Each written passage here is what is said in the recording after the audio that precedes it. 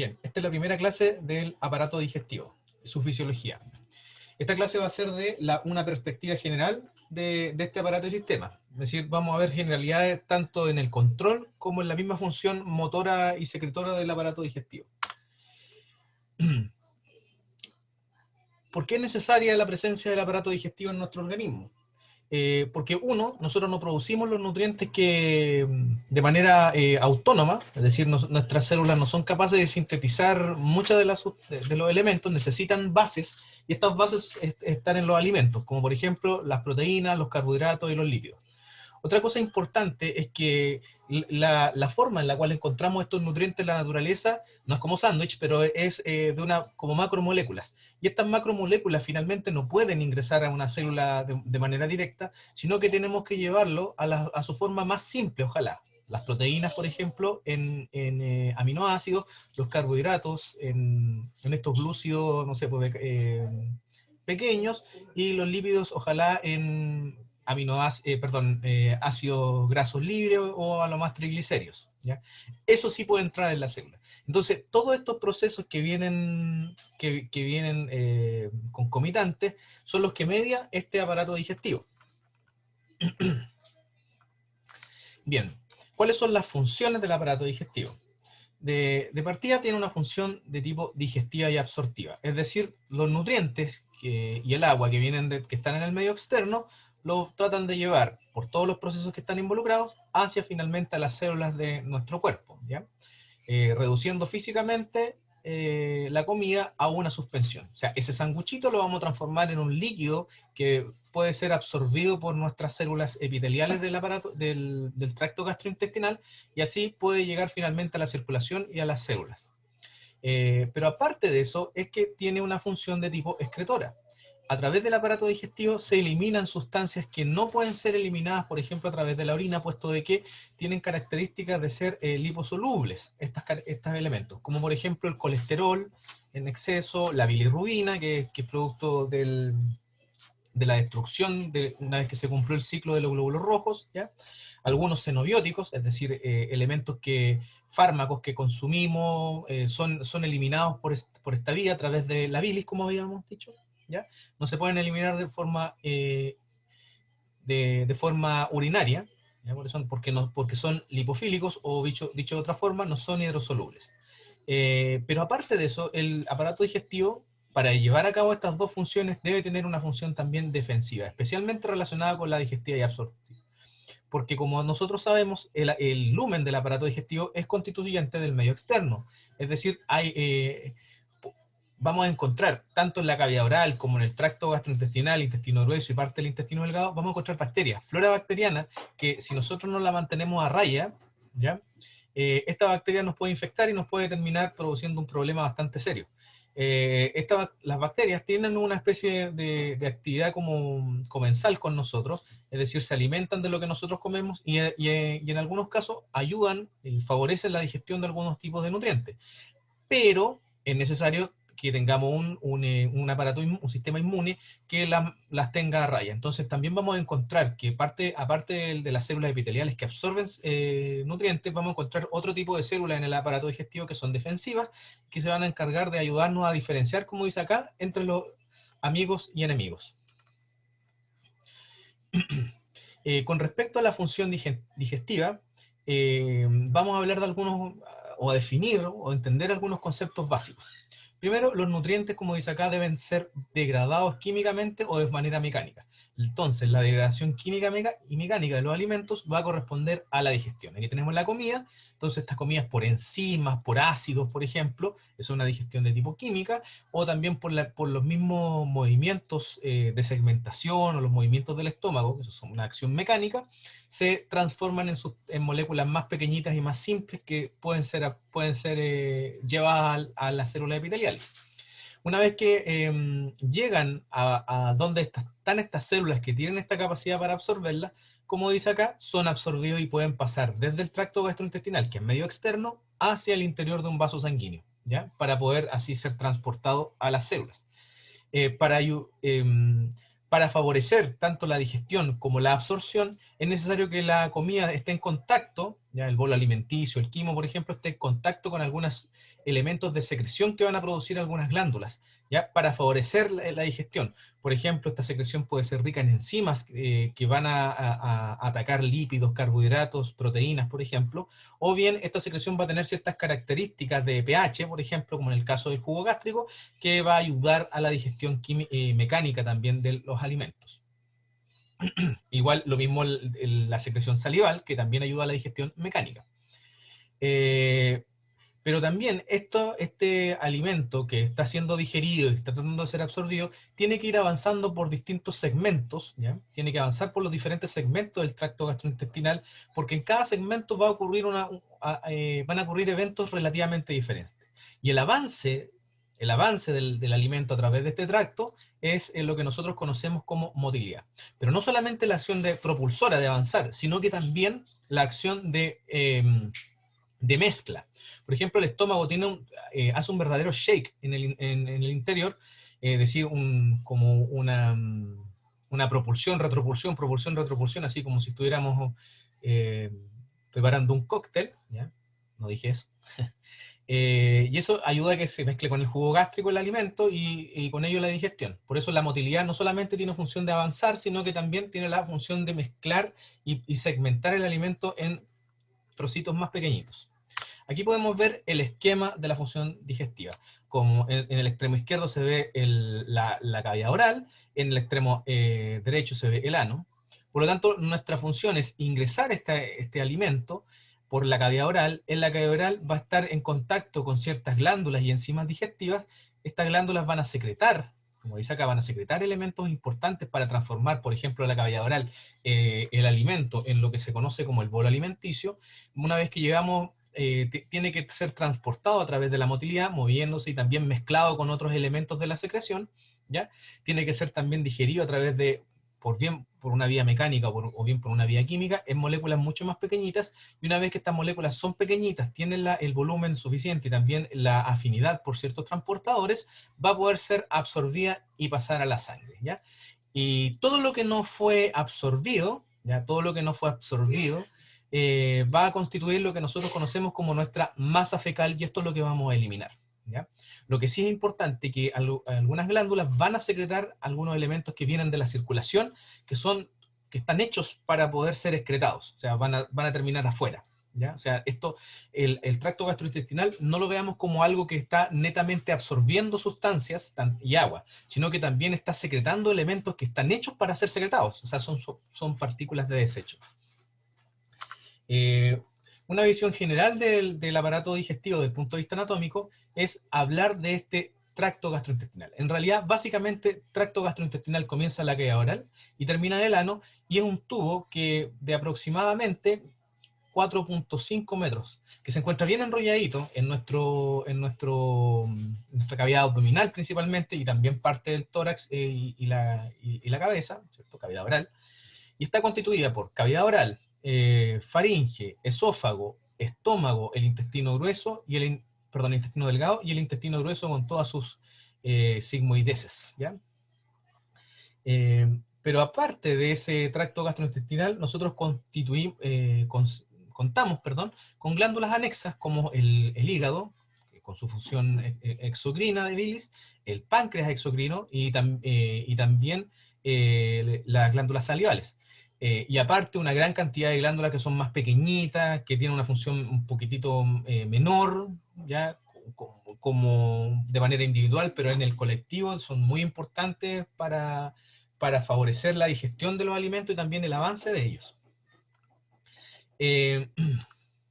Acá podemos ver que este tubo hueco, ¿cierto? Que llega a un extremo a otro, tiene ciertos eventos, hitos importantes donde que podríamos decir que compartimentaliza esa zona, que estos se llaman los esfínteres. Si nosotros analizamos el interior del tracto gastrointestinal, la pared, vamos a ver que hay un engrosamiento en la pared, ya como se ve en este esquema histológico, engrosamiento de la pared en ciertos segmentos, ¿ya? Y estos van a tratar de van a aislar, ¿cierto? Un segmento de un siguiente, de manera de retener el alimento en cierta parte, de forma selectiva, ¿ya? para que, por ejemplo, aquí este esfínter va a evitar de que el alimento no haya sido completamente procesado con los jugos gástricos, y una vez que eso ocurre va a ir abriéndose de a poco, permitiendo de a poquito el paso, ¿ya? Y eso son los esfínteres: esfínter esofágico superior, ¿cierto? El esfínter esofágico inferior, que se encuentra en la zona del cardias, el esfínter pilórico, la válvula o esfínter iliocecal, y el esfínter anal, tanto su porción autonómica, como, que es el esfínter interno, como la somática, que es el esfínter externo, ¿ya? Si nosotros analizamos la morfología de este tracto gastrointestinal, vamos a ver que básicamente está compuesto por capas que son muy similares a lo largo de este tracto, o sea, desde la cavidad oral hasta el ano. Obviamente van a haber algunas diferencias en cuanto a grosores, en cuanto a espesor de ciertas capas, pero básicamente todos tienen de esto mismo, es decir, tienen glándulas, tienen una capa epitelial, ¿cierto? Tienen una submucosa y capas musculares que están dispuestas, una porción más interna, circular, y una porción más externa en dirección longitudinal. Cosa importante porque depende de la disposición de las fibras musculares, va a hacer que esto se transforme o se genere cierto tipo de contracciones, ¿ya? Estas capas cumplen con la misión específica de ayudar en la motilidad y la secreción de este tracto, ¿ya? Cabe señalar o destacar nuevamente que la presencia del tipo de músculo que se encuentra aquí es músculo de características lisas, es decir, es músculo liso controlado por el sistema nervioso autónomo, no está controlado por alguna motoneurona alfa, por ejemplo, ¿ya? Entonces esto funciona de manera automática, y aquí tenemos dos plexos que son muy importantes, como se ve acá el plexo más externo, que corresponde al plexo mioentérico de Meissner, y el plexo submucoso de Averbach, ¿ya? Estos plexos van a corresponder a lo que nosotros vamos a conocer como el sistema nervioso entérico, del cual vamos a hablar más adelante. Y también aquí, como se puede apreciar, podemos ver algunas glándulas pequeñitas que van a liberar su secreción mucosa, no sé, de distintas características dependiendo la región del tracto gastrointestinal. Perdón. Continuamos. Recordemos, de que el tracto gastrointestinal posee músculo que envuelve esta pared, y este músculo es de características lisas. El músculo liso son células más pequeñitas que el músculo esquelético, como se puede ver en este esquemita, y el patrón de contracción de manera individual es bastante irregular, pero de forma colectiva se contraen todos de manera conjunta, como si fueran una pura célula, una gran capa de tejido, con cierto orden. Como se ve en este esquema que está acá, el patrón de contracción del músculo liso en el tracto gastrointestinal y en los distintos tejidos de nuestro organismo difieren en distintas regiones. Por ejemplo, acá se ve que hay cierto tipo de músculo liso que está regularmente contraído y, dadas ciertas circunstancias, se relaja, como en el caso de los esfínteres. O bien, por ejemplo, hay una contracción fásica, contracción, relajación en ciertos segmentos, por ejemplo, en el caso nuestro, para hablar de la región antral del estómago. ¿Cómo ocurre esta coordinación entre una célula y otra? Gracias a ciertas uniones, como las uniones gap, en las cuales produce que la excitación de una célula va a afectar a las células adyacentes, ¿cierto? Entonces estas uniones gap van a permitir que el cambio en el potencial de membrana por la excitación de una o dos fibras se puede transferir iones, y con ello la excitación, a través de estos canales, ¿ya? Para que una vez que ésta se excita, empiece a excitar a las del resto. Entonces lo que finalmente va a ocurrir en el macro, que todo un segmento grande se va a poder contraer en orden, ¿ya?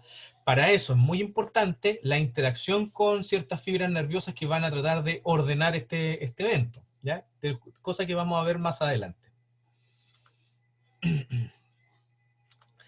Aquí podemos ver cómo está dispuesto las fibras circulares y las fibras longitudinales. Recordemos que las fibras circulares son internas y las fibras longitudinales son externas. Cuando las fibras circulares se contraen, generan una especie de estrangulamiento del tracto gastrointestinal, permitiendo que haya un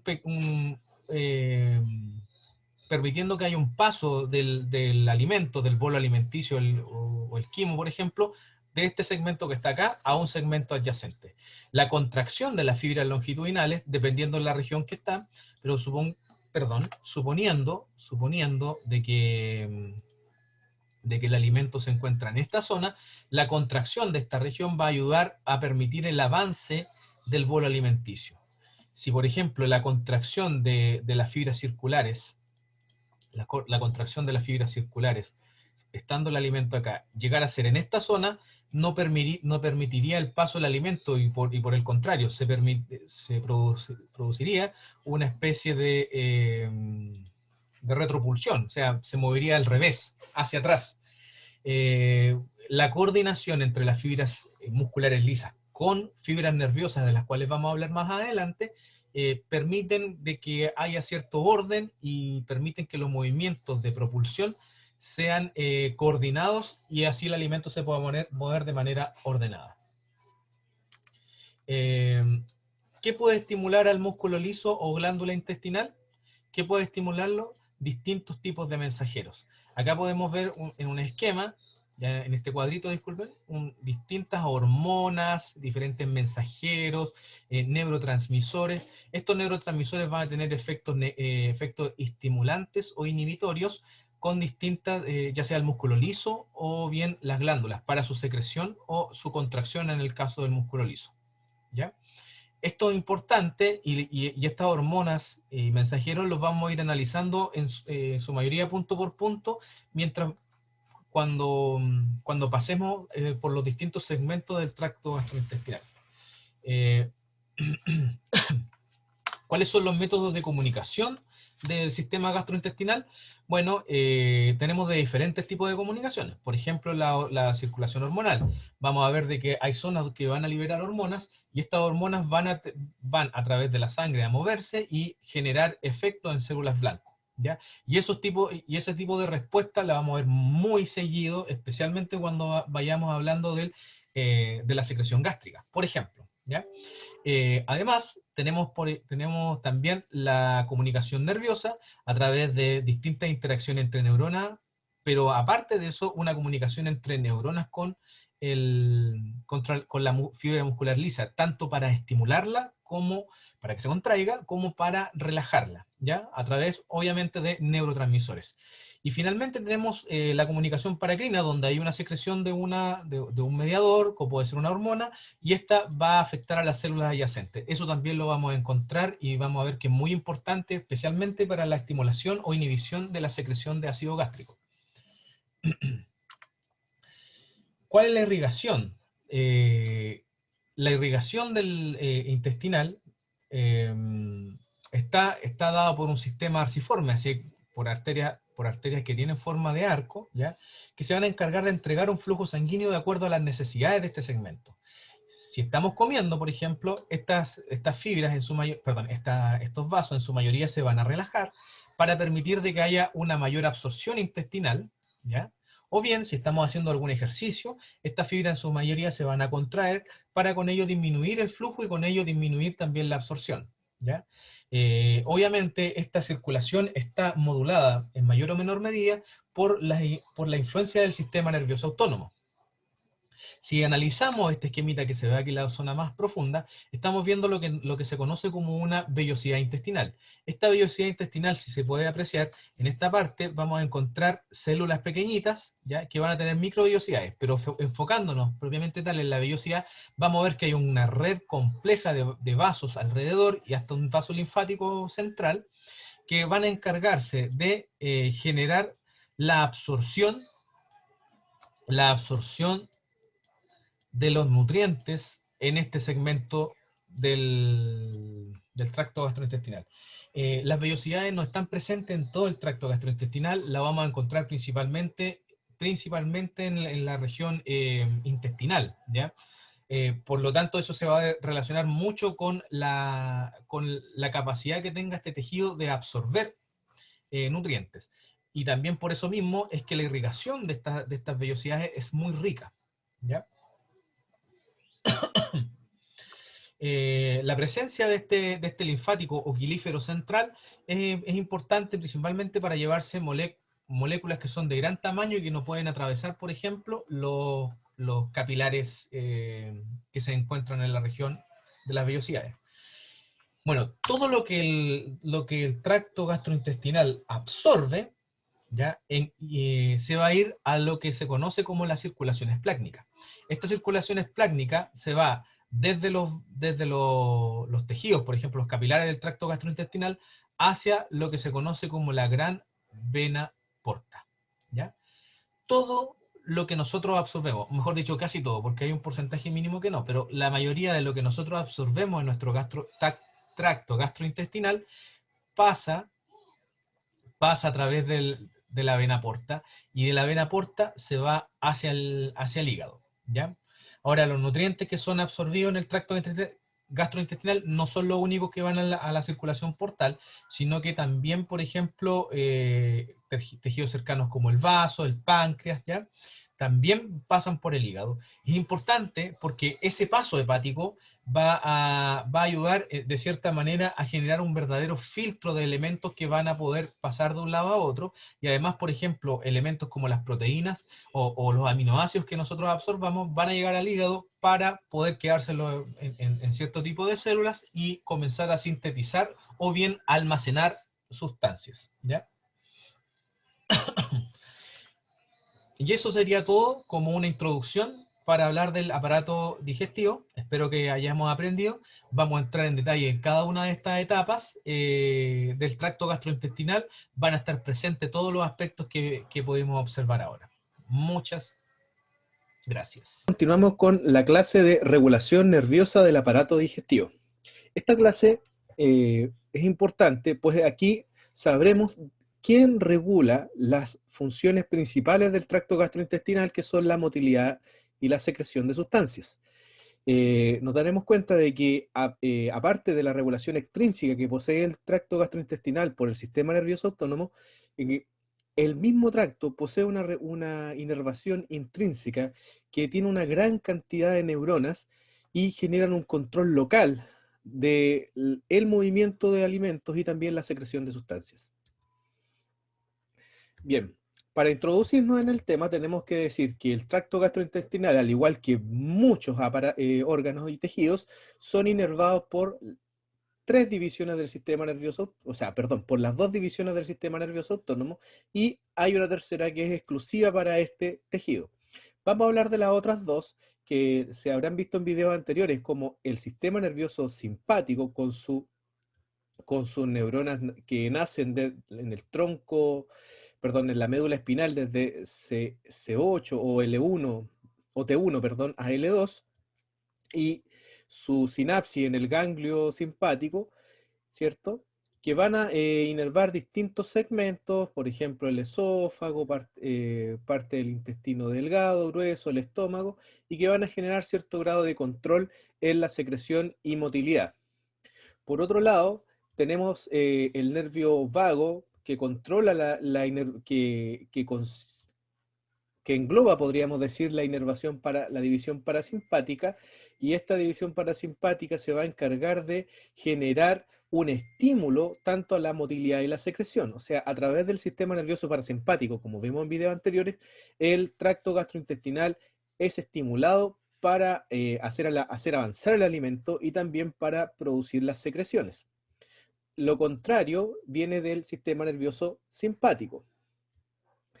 Para que podamos tener esta regulación eferente de ambas divisiones, es necesario también una inervación sensitiva, pues ayuda a entregar información al sistema nervioso central de cuánto ha sido el avance del alimento, o sea, a qué nivel va este alimento ingerido, ¿ya? Y en el segmento en que se encuentra, para ver qué cosas se estimulan y qué elementos no. Por ejemplo, la llegada de alimento al estómago genera ciertos reflejos que, a través del nervio vago, se va a estimular una relajación receptiva para poder almacenar el alimento a ese nivel y ejecutar de mejor manera el resto de las funciones.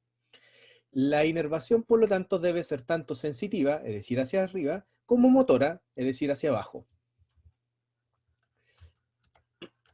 Perdón. Pero aparte de ambas divisiones del sistema nervioso simpático, del sistema nervioso autónomo, nosotros tenemos que este tejido específico tiene una inervación exclusiva que es la del sistema nervioso entérico, ¿ya? Que es una red muy extensa de neuronas conformando plexos a distintos niveles, ¿ya? Y que va a estar distribuida por todo el tracto gastrointestinal. Este es el sistema nervioso entérico, que podemos dividirlo en dos plexos, el plexo mientérico, ¿ya? El plexo mientérico podríamos decir que es el más externo, que también se conoce como el plexo de Averbach, y el plexo submucoso de Meissner. Se encuentra, como había dicho, en el interior de todo el tracto gastrointestinal, pero importante es considerar que este recibe aferencias del sistema nervioso central, ¿ya? Eso significa de que, por una parte, tiene una inervación compleja, interna, pero también recibe influencias desde el sistema nervioso, desde las otras divisiones del sistema nervioso autónomo, como ya sea la simpática o la parasimpática. Este sistema nervioso puede operar solamente con estas dos o también puede operar de manera refleja, también puede operar de manera refleja. Lo que podemos decir que cumplen el sistema nervioso simpático a través de la división simpática y parasimpática, el sistema nervioso autónomo, disculpen, a través de estas dos divisiones, es generar una influencia. Por ejemplo, este tracto gastrointestinal a través de su inervación entérica tiene ciertas respuestas reflejas, pero desde afuera se ejerce cierta modulación para que estas respuestas reflejas sean de mayor o menor intensidad. ¿Cómo está distribuido esta inervación del sistema nervioso entérico? Bueno, primero tenemos que decir que las neuronas que constituyen este sistema nervioso entérico, bueno, son neuronas por una parte sensitivas, es decir, aferentes, neuronas que son interneuronas, es decir, entre aferentes y eferentes, y también motoneuronas, es decir, neuronas eferentes, neuronas que van a inervar, por ejemplo, músculo o también glándulas para estimular o inhibir su secreción. En esta esquemita podemos ver cómo se distribuyen tanto las interneuronas, las neuronas sensitivas, como las neuronas motoras. Estas neuronas sensitivas y motoras están conectadas de alguna manera tanto con las distintas capas del tracto gastrointestinal, como específicamente las capas musculares que son la circular interna y la longitudinal externa para generar la contracción y relajación, lo que con ello va a llevar a los movimientos tanto peristálticos como de segmentación. Importante es que consideremos que en la zona de la submucosa vamos a encontrar glándulas, ¿ya?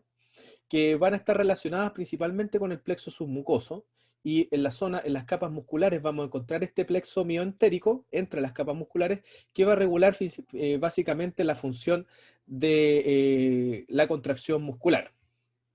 Otra cosa interesante de este plexo, de estos plexos mientérico y submucoso, que poseen neuronas en distintos sentidos, neuronas ascendentes como descendentes. Y eso es muy importante porque el control de estas neuronas ascendentes y descendentes, como se muestra en este esquemita, va a regular en gran medida el comportamiento de estas glándulas exocrinas y también de la musculatura en función del alimento que vaya pasando, ¿ya? Eso quiere decir de que cuando pase el alimento por el lumen del tracto gastrointestinal, ¿ya? Esto va a generar respuestas reflejas tanto en neuronas ascendentes como neuronas descendentes, neuronas que van hacia abajo como neuronas que van hacia arriba, para generar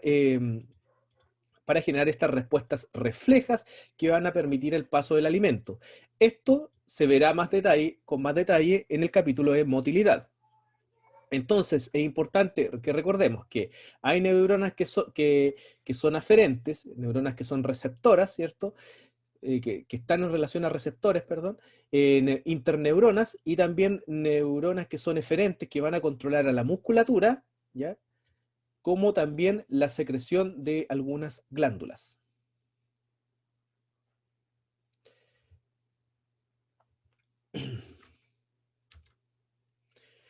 Por lo tanto, en perspectiva, aquí tenemos que el sistema nervioso entérico tiene cierta función autonómica, es decir, él puede controlar a través de mecanismos reflejos el paso de los alimentos a través de su estructura, controlando con ello, por un lado, el flujo sanguíneo, las células que secretan, las células endocrinas y también, obviamente, la actividad del músculo liso para contracción y relajación. Pero no debemos olvidar que existe influencia tanto del sistema nervioso simpático como del sistema nervioso parasimpático, ¿ya? Como del sistema nervioso parasimpático. ¿Qué significa eso? Que la división simpática, específicamente a través del nervio vago y los últimos segmentos sacros, van a controlar la actividad de este plexo mientérico y submucoso, ¿ya? Lo mismo que el sistema nervioso simpático a través de los ganglios simpáticos van a controlar la actividad del sistema nervioso mioentérico y submucoso, ¿ya? De los plexos mioentérico y submucoso. Entonces, hay respuestas reflejas, pero también hay modulación externa, como se puede ver en este esquemita. Entonces, el sistema, repito, el sistema nervioso entérico puede funcionar de manera automática, pero siempre debe recibir la influencia de ambas divisiones, pues le entregan el contexto del organismo en general. ¿Eso qué significa? Por ejemplo, ¿cómo podemos entregar el contexto al organismo en general? Es que la digestión comience antes de incluso ingresar el alimento a la boca. El hecho de que nosotros estemos viendo alimento, podamos ver un alimento acá, ya eso puede generar a través de la división simpática y específicamente la división parasimpática un estímulo en los distintos segmentos del tracto gastrointestinal para, por ejemplo, estimular la secreción y la motilidad y así preparar el tracto gastrointestinal y sus distintos segmentos para recibir el alimento. ¿Ya? Para recibir el alimento. En este esquemita se muestra cómo es el detalle de las células del plexo mientérico específicamente del plexo mientérico y su relación con estas interneuronas que van en una dirección y otra. Recuerden de que si nosotros vemos el segmento que está en relación a la cavidad oral, segmento oral, o el segmento que está en relación a la cavidad anal o aboral, ¿ya? Podemos decir de que hay interneuronas que van en esa dirección y hay otras interneuronas que van en otra dirección. Por lo tanto, las conexiones de las neuronas sensitivas que van a estar relacionadas con el alimento que esté pasando a ese nivel, van a generar una estimulación o inhibición de los distintos segmentos. Por lo tanto, como ejemplo, después lo vamos a ver con más detalle, la llegada de alimento a ese segmento, por ejemplo, el tracto gastrointestinal, va a activar células receptoras, ya esta distensión va a activar células receptoras que van a generar distintos efectos a nivel de la musculatura para permitir, por ejemplo, la contracción de este segmento y que el alimento pueda avanzar en esta dirección. Esto lo vamos a ver con mucho más detalle en el capítulo de motilidad, ¿ya? Lo importante que veamos en esta parte es la distribución de estas fibras ascendentes y descendentes y la relación con la musculatura, pero también la relación con el lumen, ¿cierto? Con el contenido del lumen. Todo esto es parte de los plexos mioentéricos y específicamente mioentérico en este caso, que corresponden al sistema nervioso entérico. Recordemos también que en este proceso es a través de distintos neurotransmisores. Por ejemplo, aquí tenemos la acetilcolina, la sustancia P o el péptido intestinal vasoactivo o el óxido nítrico que van a generar efectos de contracción y relajación. Por otro lado, el plexo submucoso, ya esto está más en relación al lumen, ¿cierto?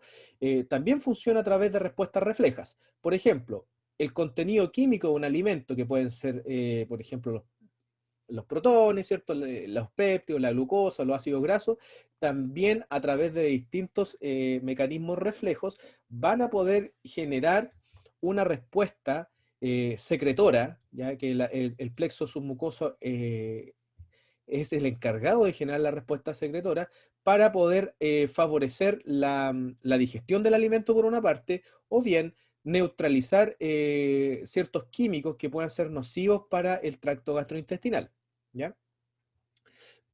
Por ejemplo, aquí, como se ve en este esquema, el contenido químico del alimento puede estimular a quimioreceptores, y van a generar respuestas secretoras tendientes a, por ejemplo, neutralizar el pH, ¿ya?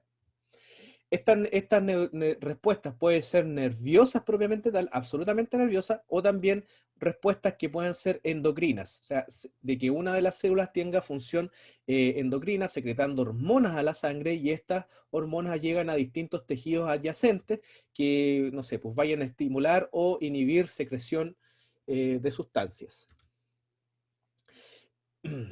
Esta respuesta del plexo submucoso también puede alterar, por ejemplo, la permeabilidad de los vasos, y esta permeabilidad de los vasos, al aumentarse, se estimula otro tipo de elementos, otro tipo de eventos, disculpe, que van a ocurrir en el tracto gastrointestinal, específicamente, por ejemplo, en el intestino, como, por ejemplo, la absorción de nutrientes. ¿Ya? Entonces, como vimos, los estímulos que pueden ser químicos, en este caso, o estímulos mecánicos, como vimos en el otro plexo, estimulan tanto la secreción de sustancias, la absorción de elementos del tracto gastrointestinal, como también la motilidad de este tracto, ¿ya?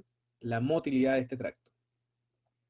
Y eso correspondería básicamente a un control de tipo reflejo del plexo mientérico por un lado, que controla la motilidad, y el plexo submucoso, que controla la secreción. Por lo tanto, en perspectiva, el plexo mientérico y submucoso van a controlar la motilidad y la secreción, esto básicamente por reflejos que van a ser cortos. Aquí tenemos un esquema del tracto gastrointestinal. Acá tenemos el lumen del tracto gastrointestinal. Acá en esta pared debemos tener los receptores, ¿cierto?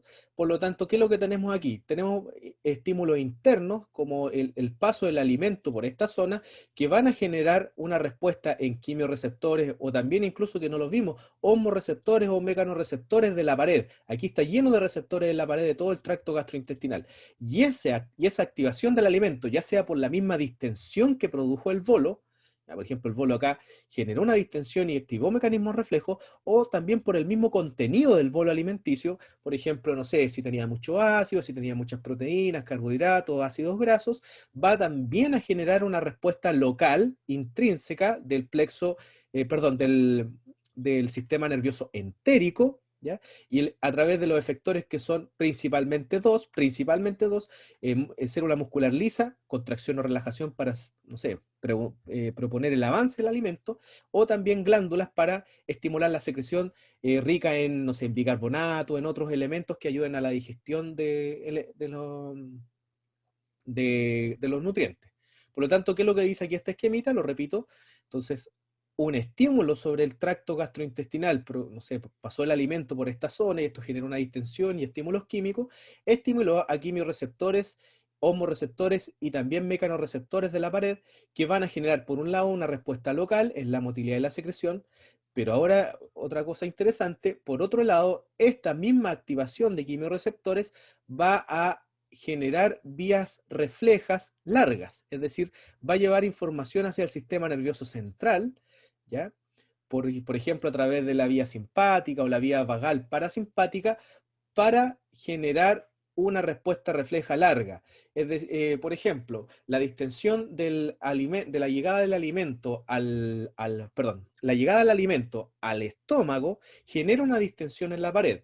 Esta distensión en la pared es sensada por una vía aferente del nervio vago, ¿ya? Esa información llega a los núcleos del vago y genera una respuesta del mismo nervio vago para provocar una relajación mayor y que pueda caber más alimento en esa zona, ¿ya? Ahí tenemos una respuesta refleja larga. Entonces, tenemos una respuesta refleja corta, de la cual hablé, pero aparte de eso, tenemos una respuesta refleja un poco más larga, porque estos quimioreceptores no solamente generan respuestas locales, sino que también llevan información hacia arriba a través de reflejos largos, para que a través del sistema nervioso simpático o parasimpático se module esta secreción.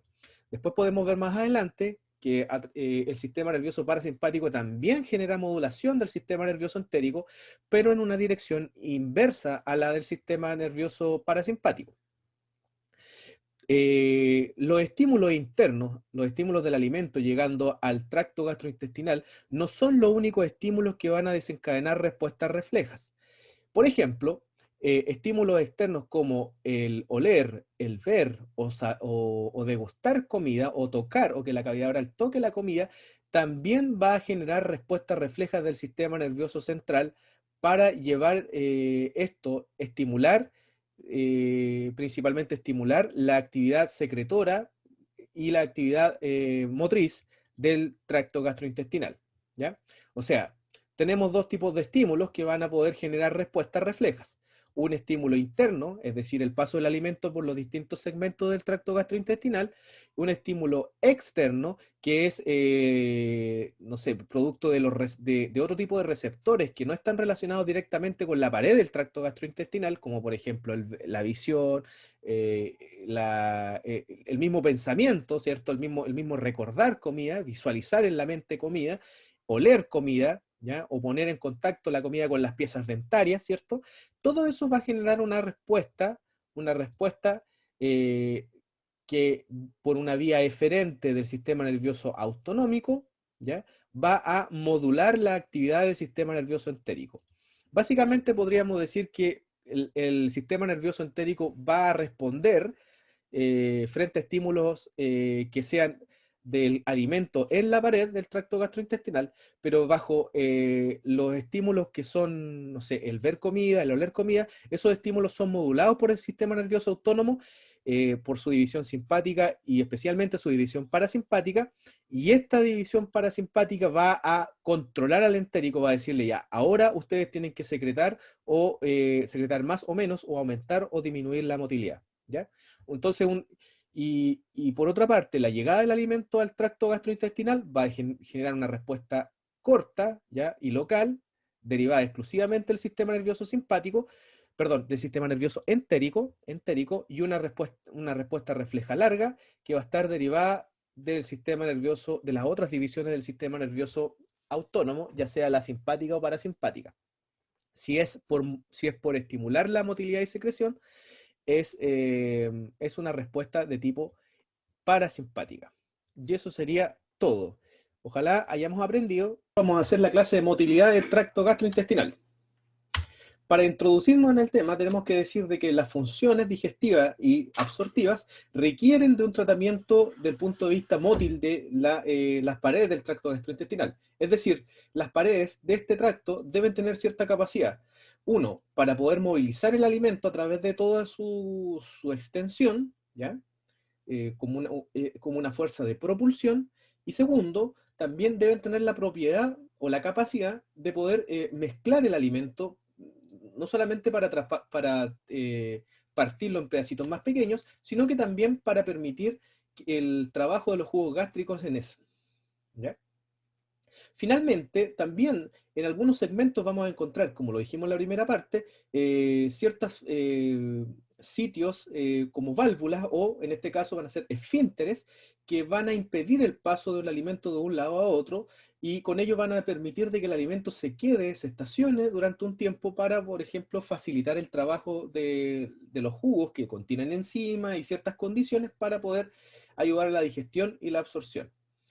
Es necesario que para tan distintas funciones, el tracto gastrointestinal tenga por una parte una distribución específica de fibras, ¿ya? De manera característica, para permitir cierto tipo de contracciones. Por ejemplo, en el caso de los esfínteres, podemos ver de que el músculo liso está constantemente contraído, y dado cierto estímulo, este músculo se puede relajar para permitir el paso de alimento a través de esta zona, ¿ya? Y luego se vuelve a contraer para mantener el cierre.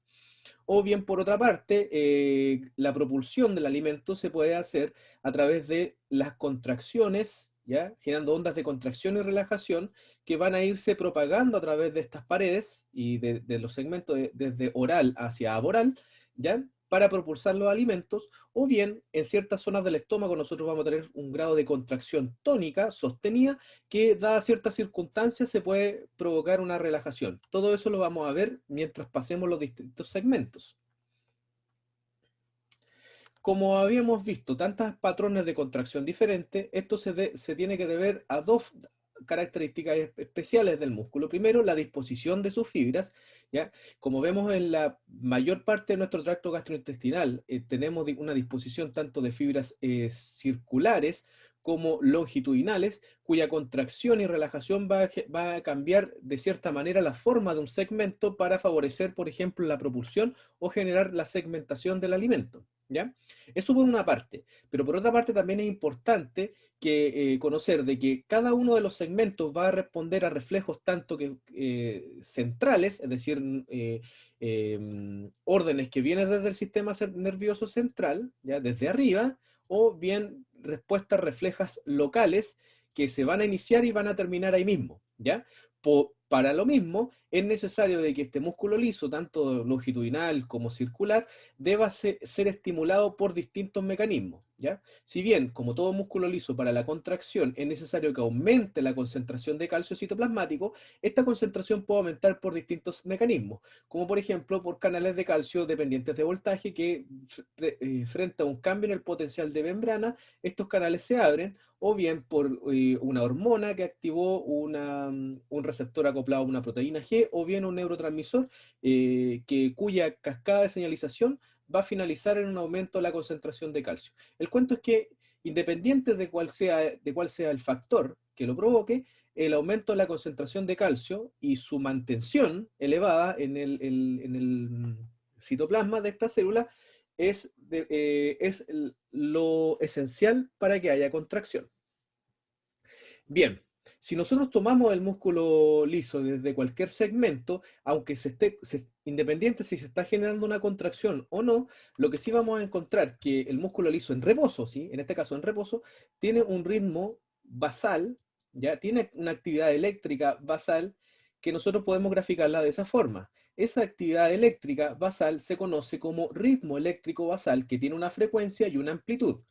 Estas ondas generadas en el músculo liso, en todas las paredes del tracto gastrointestinal, se conocen como ondas lentas, que son pequeñas despolarizaciones y repolarizaciones generadas en el músculo liso, ¿ya?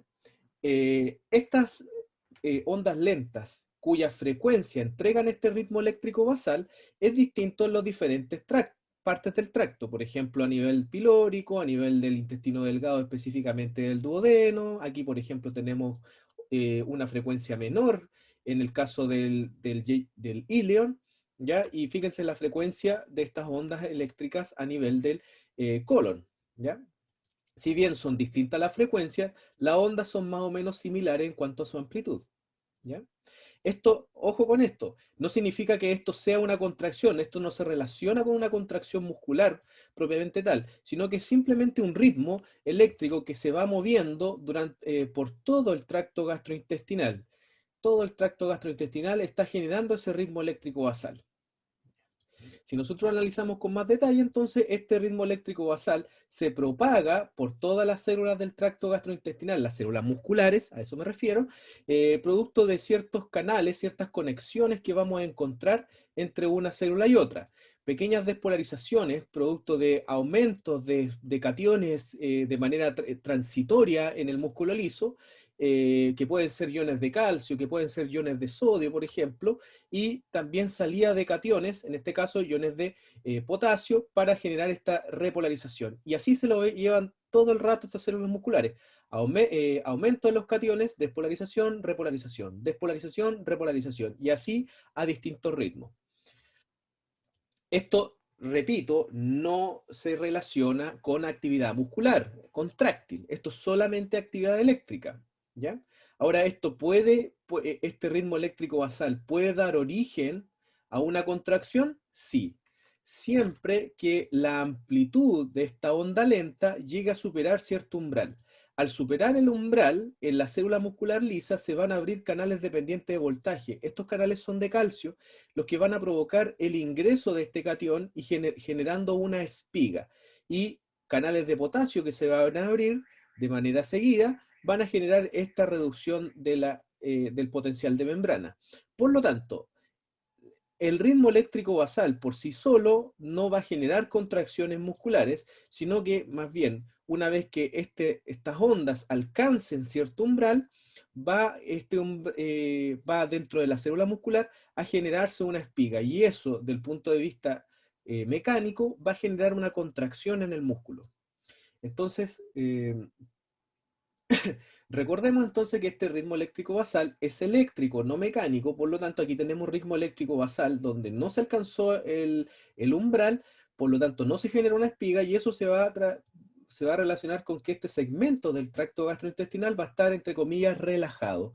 Por otra parte, si se alcanza el umbral, se genera una espiga y esta espiga genera una contracción.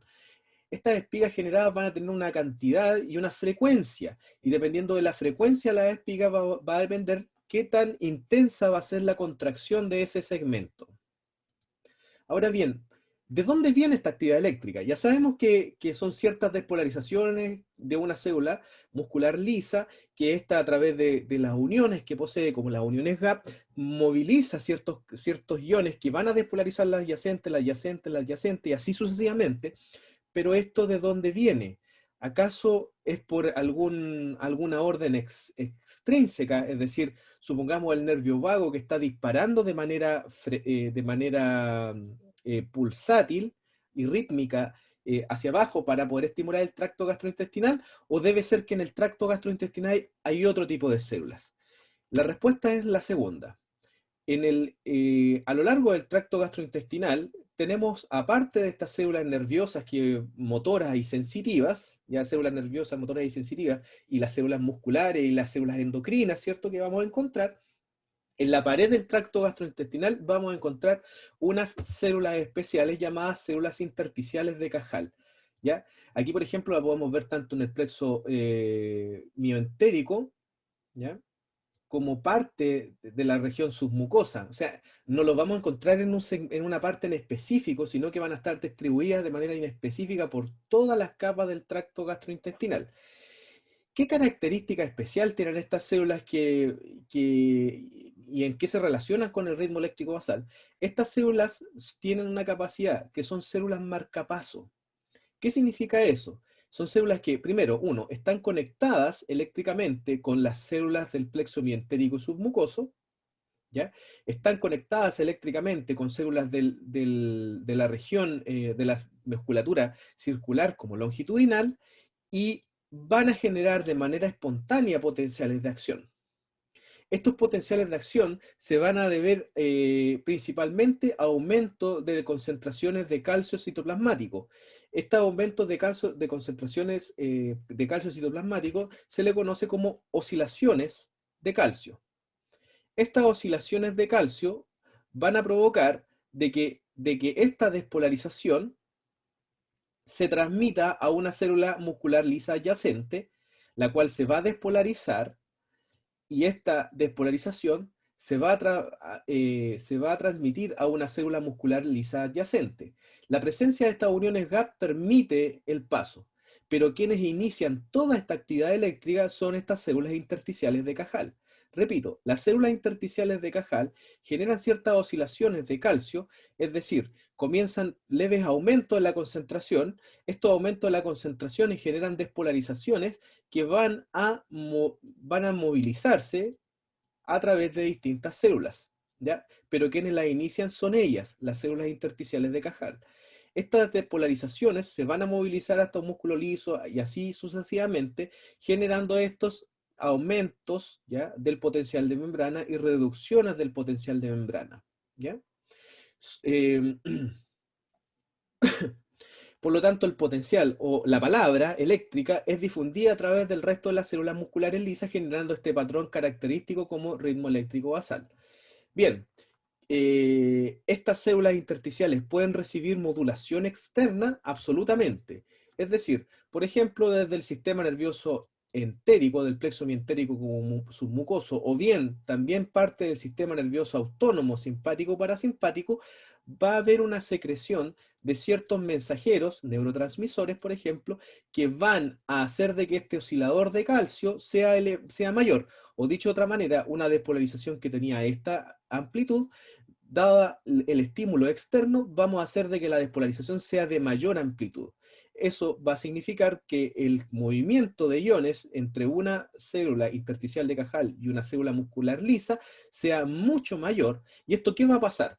¿Qué va a producir? Va a producir de que la despolarización en la célula sea mayor, y esta despolarización en la célula muscular, al ser mayor, va a abrir una mayor cantidad de canales de calcio dependiente de voltaje, provocando un mayor ingreso de calcio, provocando con ello de que la amplitud de esta onda lenta, que va ahí debajito del umbral, sea de mayor amplitud, y esta onda de mayor amplitud va a hacer de que se alcance el umbral generando estos potenciales de acción o espigas.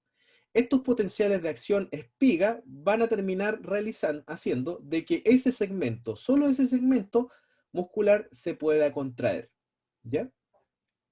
Entonces, podemos decir de que la célula muscular lisa del tracto gastrointestinal posee un ritmo eléctrico basal que no necesariamente se relaciona con potenciales de acción ni con actividad contráctil. Pero tenemos que entender dos cosas. Uno, de que esta actividad es espontánea, pero no del músculo liso propiamente tal, sino que proviene desde las células intersticiales de Cajal, y estas las transmiten al resto de las células musculares lisas para que esto pueda avanzar y preparar, podríamos decir, al músculo para una contracción. Ahora bien, si esta célula intersticial de Cajal recibe cierto estímulo del sistema nervioso entérico, por ejemplo, un estímulo que aumente la intensidad de esta oscilación de calcio, esto va a provocar de que su despolarización sea mayor, y con ello también esa despolarización mayor va a ser transmitida a una célula adyacente que se va a despolarizar, que va a alcanzar al umbral, que va a generar espigas y finalmente una contracción muscular, ¿ya? Ahora bien, tanto las células intersticiales de Cajal como también las células musculares lisas propiamente tales pueden recibir estímulos. ¿Qué quiere decir eso? De que se produzca contracción en este segmento no va a depender exclusivamente de que el estímulo de la célula intersticial de Cajal sea más o menos intenso, sino que también estas células musculares lisas pueden recibir inervación de interneuronas, ¿ya?, que van a controlarlas y haciendo de que este segmento se pueda contraer o relajar, ¿ya? Bien, analizaremos los movimientos del tracto gastrointestinal básicos que vamos a encontrar a lo largo de la extensión de este tracto. El primero que vamos a analizar va a ser el peristaltismo. Esta es una respuesta, bueno, como dice su definición, es una onda de contracción, relajación, cuyo fin, esto es lo más importante, es propulsar el alimento, ¿ya? Esta es una respuesta refleja que se va a iniciar cuando la pared intestinal, ¿ya?, se va a estirar, por ejemplo, por el contenido luminal, es decir, cuando el alimento por su mismo volumen distiende la pared del tracto, esta pared del tracto va a generar una respuesta refleja tanto para un lado como para el otro, ¿ya? Permitiendo el avance del alimento. La contracción de cierto tipo de musculatura va a propulsar el alimento y la relajación de este segmento va a facilitar o allanar el camino para que el alimento pueda pasar, ¿ya? Esta onda de contracción se va a desplazar en dirección cefálico-caudal, ¿ya? Cefálico-caudal, ¿ya?, propulsando el contenido hacia adelante a una velocidad que puede ir desde 2 a 25 centímetros por segundo.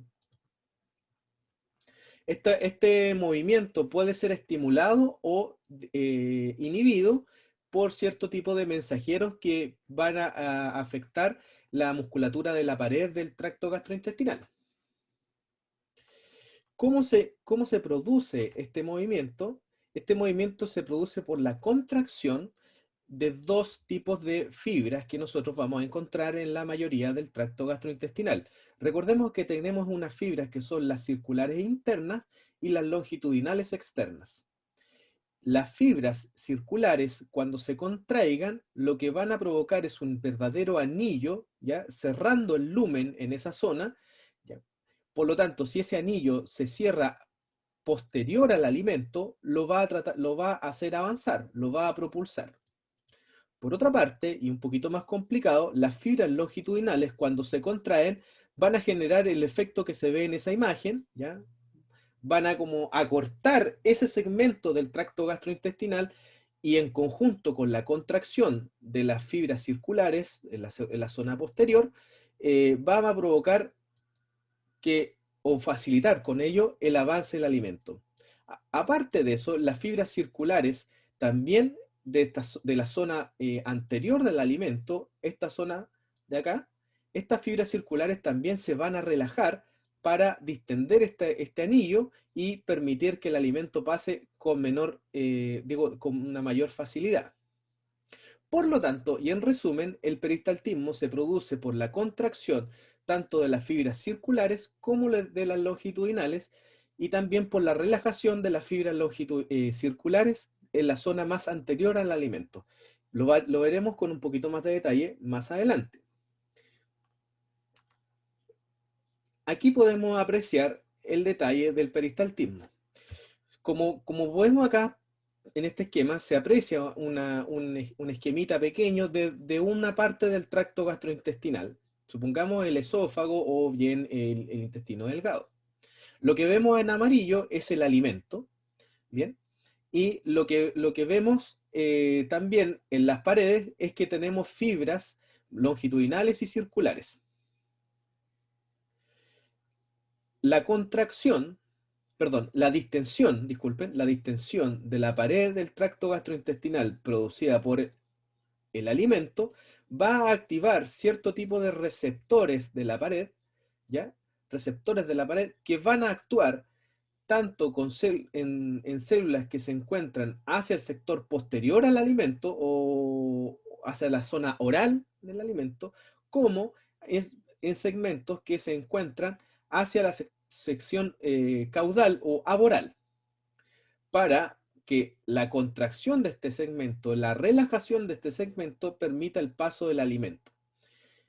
Por lo tanto, para que se realice el peristaltismo es necesario,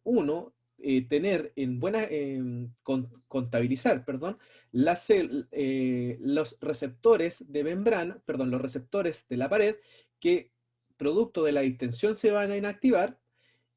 Segundo, es importante considerar también parte del plexo mientérico que va a estar constituido por células que van en esta dirección hacia arriba, otras células que van hacia abajo y que van a estar conectadas de alguna u otra forma con la musculatura lisa tanto circular como longitudinal. Aquí podemos ver el mismo esquema con un poquito más de detalle. Como podemos ver, tenemos células musculares lisas longitudinales externas y circulares internas.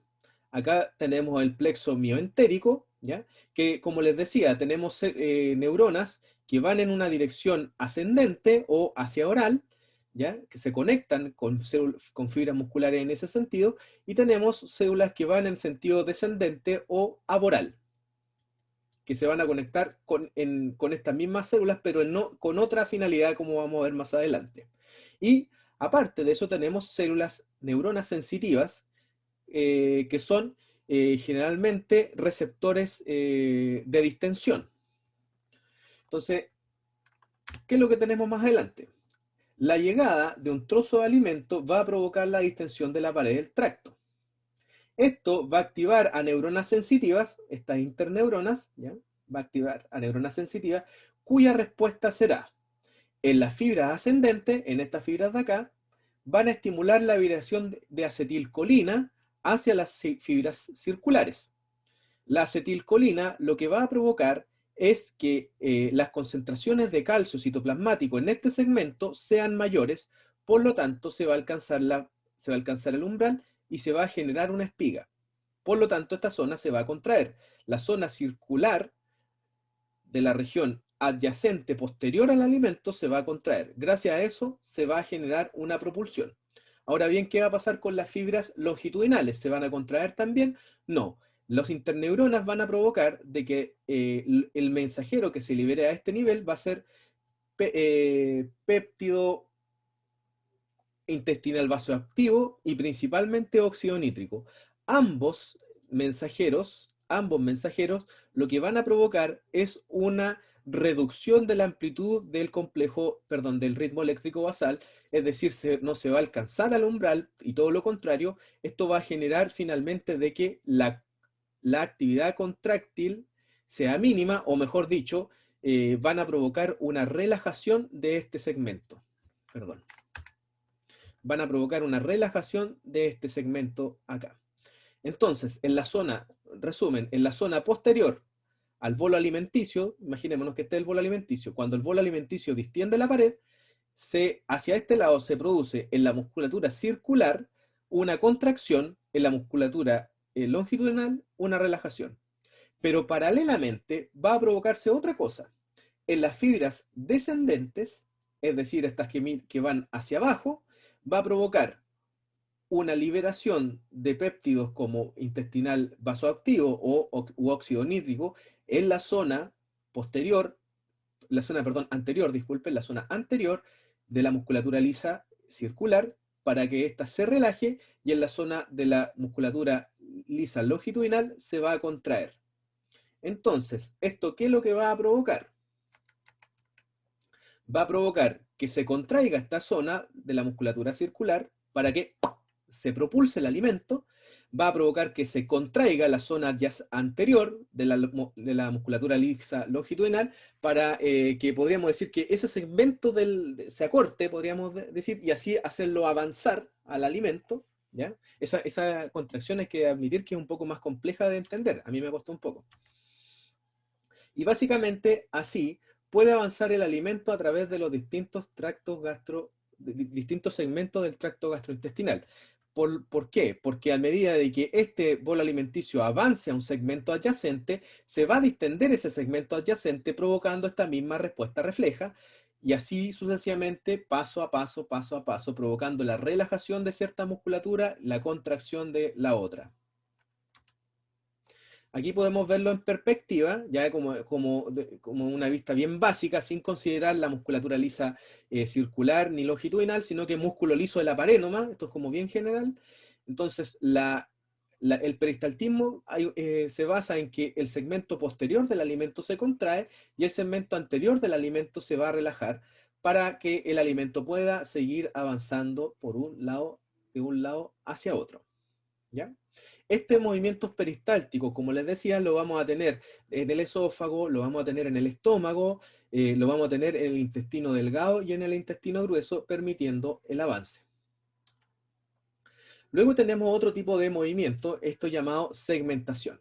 El movimiento de segmentación es un movimiento que no busca finalmente hacer avanzar el bolo alimenticio, sino que podríamos decir que todo lo contrario. En algunos casos pretende detenerlo un poco en una zona, pero no necesariamente para detener la digestión, sino que más bien para que esa zona específico, o en esa zona específico hay un mayor trabajo de las enzimas, por ejemplo, de los jugos digestivos, para favorecer la digestión. O sea, de repente, si el alimento avanza muy rápido, no puede, y no ha sido bien digerido, no ha sido bien partido en moléculas pequeñitas, nuestra absorción de esas moléculas va a ser menor.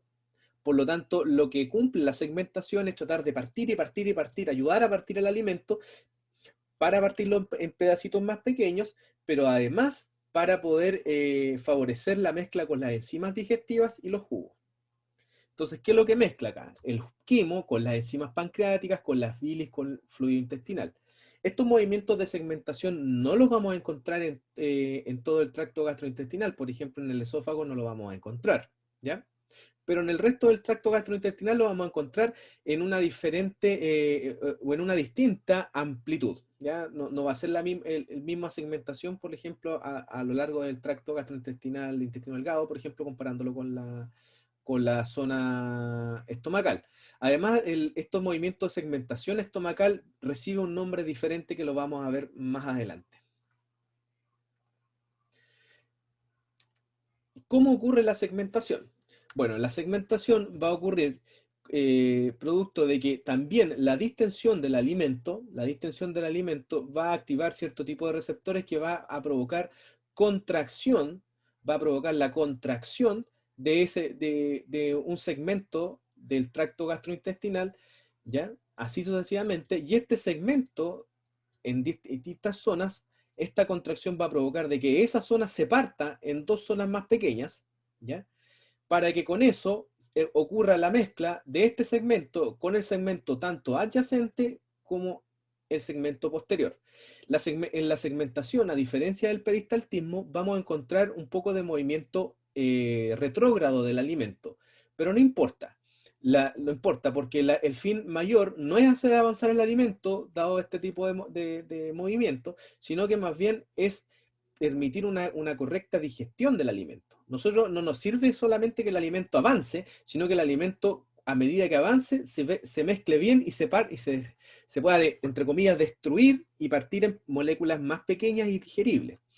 Entonces, si vemos aquí como el patrón de contracción, se contrae este segmento, se parte en dos, aquí se ven las dos partes, después esta pequeña parte se parte en otras dos, y así sucesivamente. Entonces el alimento va a ser una cosa como para atrás y para adelante, para atrás y para adelante, y esas mezclas múltiples de los distintos segmentos que se están cortando, entre comillas, va a provocar de que el alimento pueda partirse en moléculas más pequeñas y, mejor aún, pueda mezclarse con los distintos segmentos adyacentes. Y eso sería todo.